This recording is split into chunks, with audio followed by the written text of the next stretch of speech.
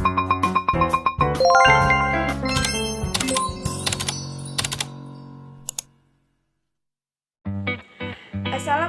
warahmatullahi wabarakatuh. Halo semuanya, kembali lagi bersama saya Dea Nopta Ramadeni, NPM A1G022116 dari kelas 1C, Program Studi Pendidikan Guru Sekolah Dasar, Fakultas Keguruan dan Ilmu Pendidikan Universitas Bengkulu.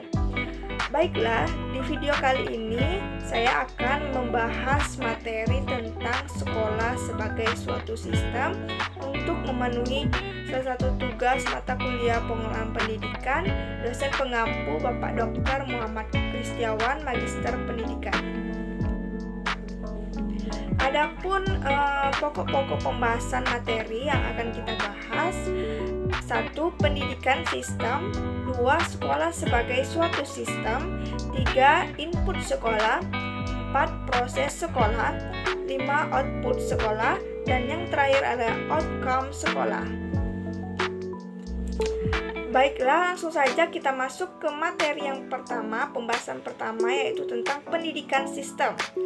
Sistem menurut Oxford English Dictionary adalah sekumpulan hal yang saling berhubungan atau saling tergantung sehingga membentuk suatu kesatuan yang kompleks, suatu keseluruhan yang terdiri dari bagian-bagian yang telah disusun dengan teratur menurut skema atau rencana tertentu.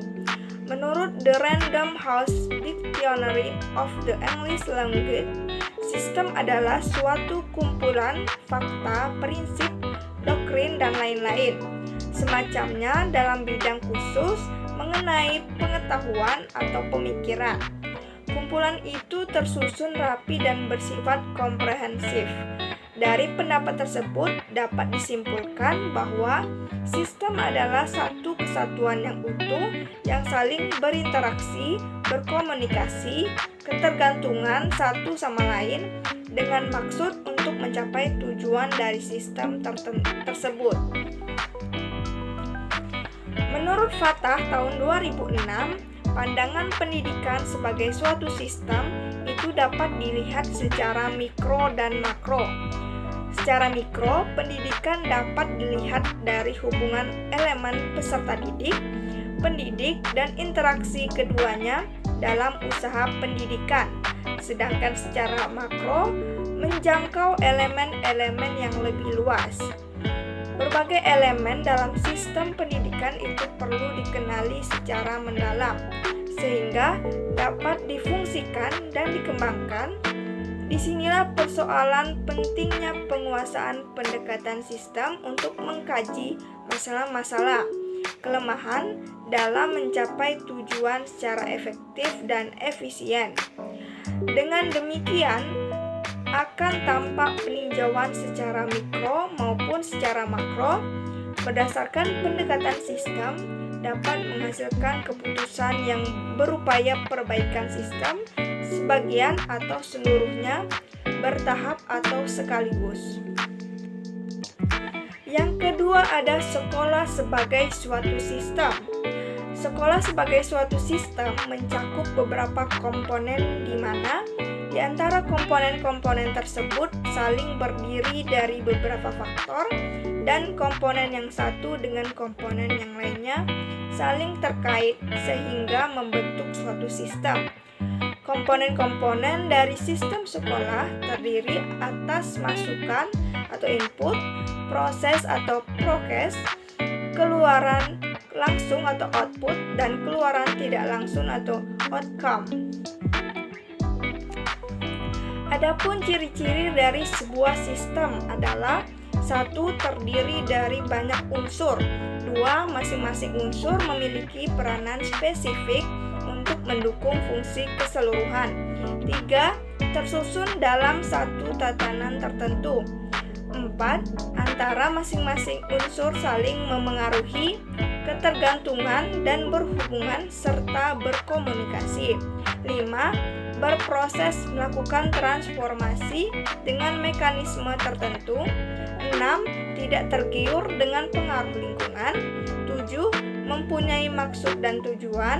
8. memerlukan masukan dari luar atau lingkungan, memiliki mekanisme kontrol, dan yang kesembilan adalah mempunyai batas waktu. Yang ketiga ada input sekolah. Masukan adalah segala sesuatu yang diperlukan oleh sistem sekolah untuk menghasilkan keluaran yang diharapkan. Masukan terdiri atas 3 hal, yaitu 1. Masukan baku merupakan siswa termasuk karakteristiknya. 2. Masukan instrumental merupakan guru, sarana dan prasarana, kurikulum, dana, dan pengelolaan sekolah. 3. Masukan lingkungan merupakan segala sesuatu yang berada di luar lingkungan sekolah untuk ketercapaian pendidikan bermutu, fungsional, produktif, efektif, dan akuntabel. Maka diperlukan beberapa hal yang terkait dengan input, antara lain peserta didik, ketenagaan, fasilitas, biaya, kurikulum, perencanaan dan evaluasi, serta hubungan dengan masyarakat dan iklim sekolah yang memadai. Yang keempat ada proses sekolah. Menurut Sagala tahun 2010, proses adalah perubahan dalam suatu objek atau organisme, khususnya tingkah laku atau perubahan psikologis. Proses juga merupakan segala kegiatan yang dilakukan oleh sekolah, termasuk segala proses yang terjadi di dalam sekolah atau kelas, dalam rangka mengubah masukan untuk menghasilkan keluaran yang ditargetkan. Proses di sini mencakup kegiatan belajar mengajar, kegiatan pengelolaan sekolah, serta kegiatan administrasi sekolah. Proses pembelajaran atau PBM merupakan ujung tombak dari proses pendidikan, yang mana suatu kegiatan dilakukan oleh guru berkaitan dengan materi ajar yang berlangsung dan dikemas secara interaktif, menyenangkan, menantang, memotivasi, serta merangsang peserta didik untuk berpikir aktif, kreatif dengan menggunakan berbagai pendekatan Rahman dan Rohim atau kasih sayang serta penuh cinta. Suatu proses agar keberhasilannya sesuai harapan, maka harus diawali dengan perencanaan atau planning. Yang kelima yaitu output sekolah. Output merupakan hasil dari proses, menghasilkan lulusan sesuai dengan standar tertentu dan tentunya sesuai dengan harapan, memenuhi kebutuhan yang diinginkan oleh masyarakat, orang tua, dan pemerintah. Output pendidikan sebagai suatu sistem dapat dicerminkan dari suatu prestasi mutu lulusan sekolah. Pembahasan yang terakhir adalah outcome sekolah. Outcome merupakan keluaran tidak langsung yang menentukan berhasil atau tidaknya sistem sekolah. Outcome pendidikan sebagai suatu sistem dapat dicerminkan dari mutu lulusan sekolah, dapat melanjutkan pendidikan ke tingkat yang lebih tinggi, atau dapat bekerja. Mungkin itu saja pembahasan materi dari saya. Lebih dari kurangnya saya mohon maaf. Wassalamualaikum warahmatullahi wabarakatuh. Terima kasih semuanya. Sampai jumpa di video selanjutnya. Bye.